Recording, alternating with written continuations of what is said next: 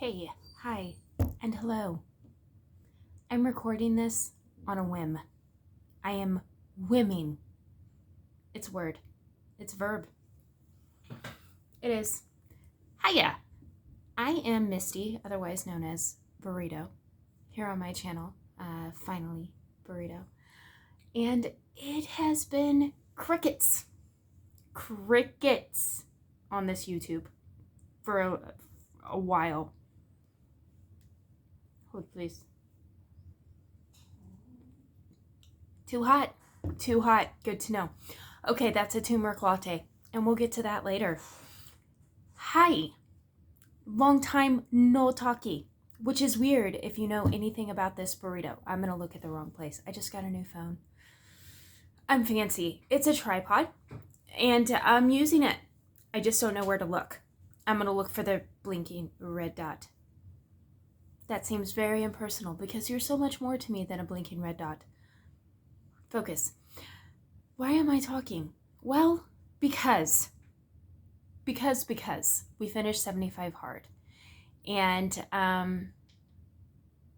it was good. It was very good, except for falling down the stairs, tripping over a rock that was menacingly hiding from underneath a pile of leaves on a step that Burrito then stepped on and went to winding.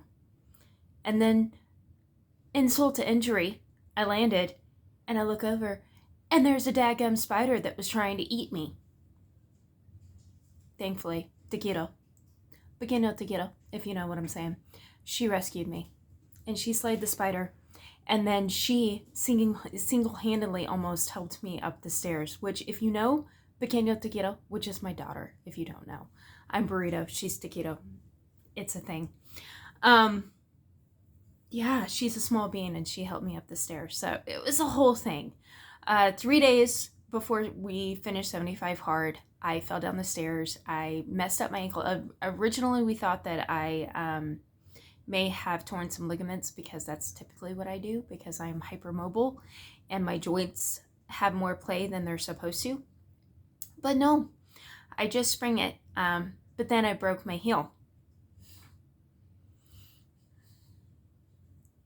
That's how I feel about that. But anyways, it's healing and I'm in a boot and it made finishing 75 hard a boot.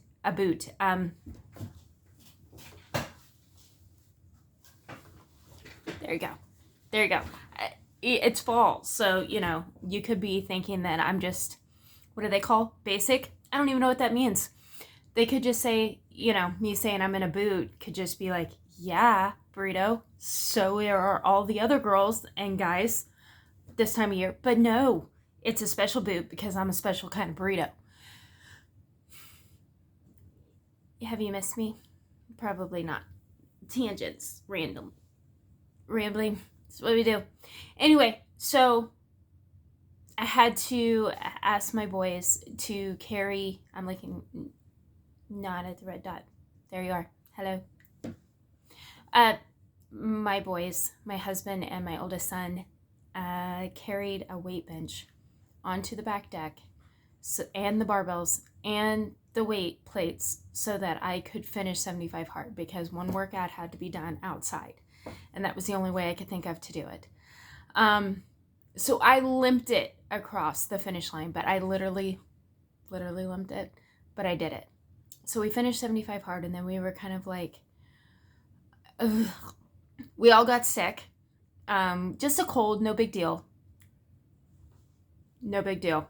Nothing, no cause for concern. Nowadays, I feel like, you know, everybody thinks if you get sick, you get sick. You know what I'm saying? But we didn't get sick. Thank you, Jesus. We just had a cold. And I felt pretty sorry for myself there for a couple days. And, you know, we had done keto the entire 75 days. Well, not keto per se. I did keto low carb because there were some days that I intentionally had more carbs. But that was kind of sporadic and it was as needed for if I felt like my weightlifting workouts were strenuous. So anyways, I kept it low carb for 75 days, and actually longer than that, because I was keto about a month before that. So been low carb for a good long while, and I did it strategically. I did not do it because no, personal beliefs. I think that ketosis is amazing. I think that God is a genius.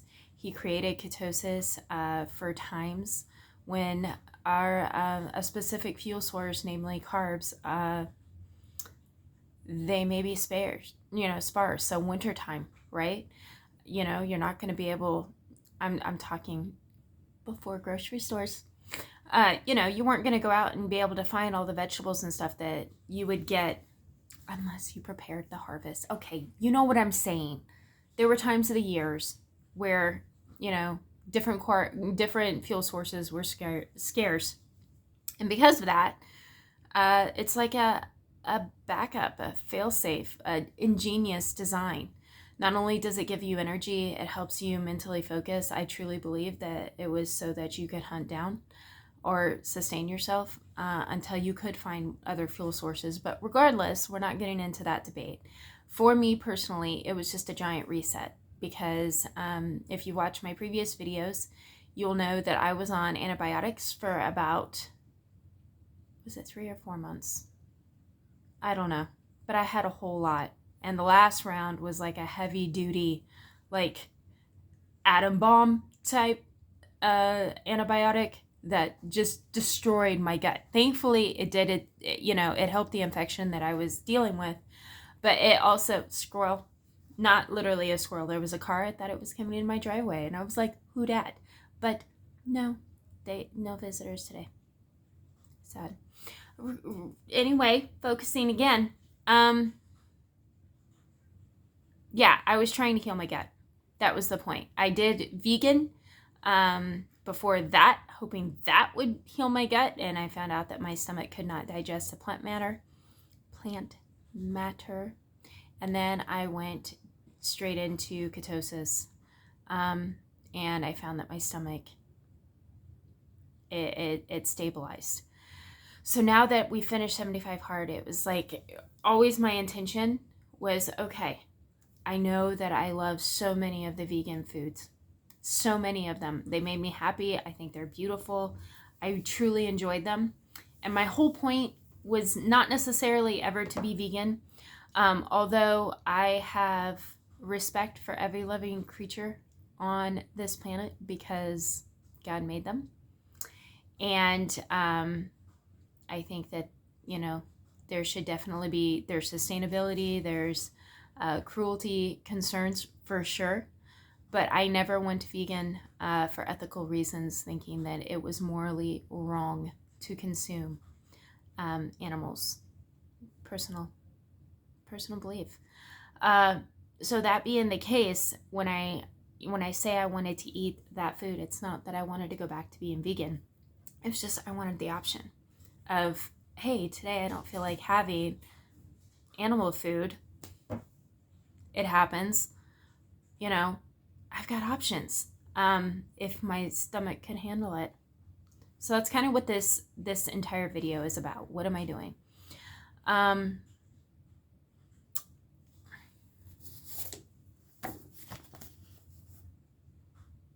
you guys read that? It says Trim Healthy Mama by Pearl Barrett and Serene Allison. I have done, we call it THM. It's Trim Healthy Mama, but we call it THM. I have done THM on and off for years and years and years and years, and I love it. And the reason that I love it is they do not exclude any food group, but they combine the food at different ways so that your body can efficiently use it.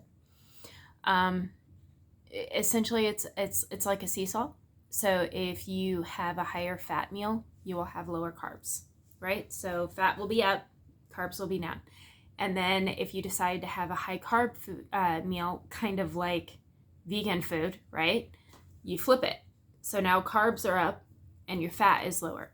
So you're having fat and carbs and protein with every single meal. It's just the quantity and which one is focused on it varies from meal to meal depending on what you're having. So if you want to have, like for me, if I want to have any of my favorite vegan, which incidentally enough, they vegan meals fall perfectly within an E category, which E stands for energizing, and it is your carb meals. That's vegan because most of those were low fat to begin with, or no oils or anything like that. So I already know how to cook that way. And then if you flip it back this way and you want to have like a steak, right? You want to have a steak. Well, at that point, your fat is already going to be up because of the, fat that's in the animal protein. So your carbs will be lower. So you'll just have like a non-starchy vegetable or something like that with it.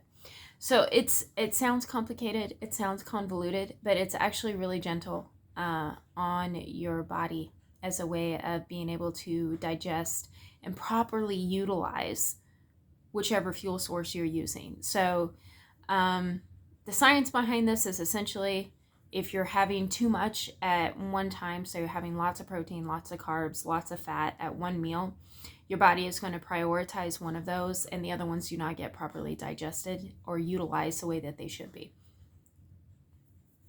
These are burrito explanations. Read the book. It does, they do better than I do. But essentially that's the gist of it. The gist of it is you're going to be eating everything. Nothing is off the table except for sugar.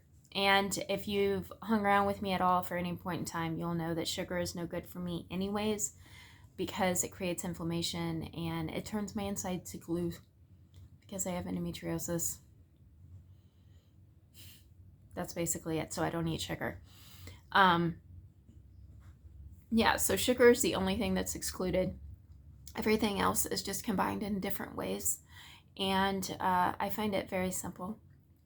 So I'm back to basics. I'm back to, oh, and by the way, when you have the high fat foods, that obviously, if you know anything about keto, you'll recognize that sounds like keto.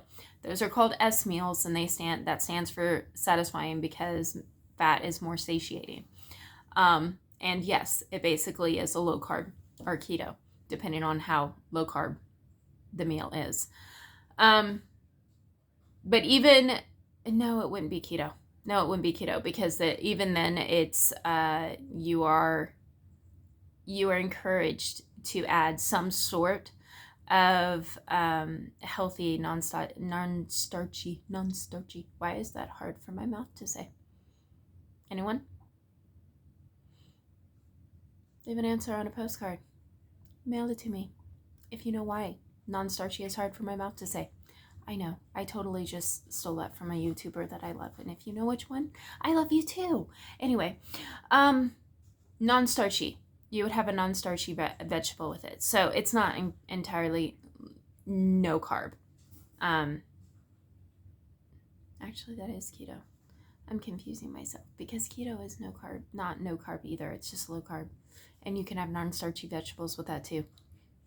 I don't know what I'm saying. Read the book. Read the book. Because that's what I'm doing. I'm reading the book again after like 10 years. And I'm doing it again. I find it easy. It's a lifestyle that's super easy because I already cook without sugar. I can bake without sugar. I can do cookies, any dessert that you can possibly think of. I can make it without sugar. And I already have to do that as a lifestyle just because of the way my body processes sugar. So, I mean, that's really the only thing I'm giving up. So it's kind of the best of both worlds for this burrito because on the one hand, I get to have the keto foods that I genuinely love and enjoy. And then I get to flip it and 3 to 4 hours later, I get to have a vegan meal. Okay, higher carb, not high carb, higher carb meal. So that's what I'm doing. And I just wanted to update, and I will probably do some weekly updates just to let you guys know how it's going. But the reason I'm doing this is because it's not extreme and it's very middle ground. It is very doable. It is a lifestyle type diet plan. Like I said, my entire family has done this. My kids were doing this when they were young and they didn't even know it because it was just the way that we ate. It's just the way that we ate. Aw, my bearded bestie just texted me. So if you saw my eyes go all gooey and stuff, that's because he texted me. Only he does that. No. Only he makes my eyes go gooey. He's not the only one that texts me. I get like 2 other people texting me. Anyway, that's not the point. And that's all I wanted to say. My foot is healing. I'm no longer on crutches. I'm in the boot. I am hopeful that I won't be in the boot forever. That's what it feels like, but who knows. And I'm doing THM, Trim Healthy Mama. And as soon as possible, I'm getting back to working out and walking because I truly miss it. This is my time of year. I love the fall. It's killing me that I can't be outside walking in the gloomy because it's gloomy today. I don't even care. I love you, fall. Even if you're gloomy like Eeyore, I still love you. And I love Eeyore. Do you love Eeyore? He needs a hug and some coffee. Okay, that's all I got. That's my update. What are you guys up to? I hope you're having a great day. I love y'all. I mean it. Jesus loves you more. Bye.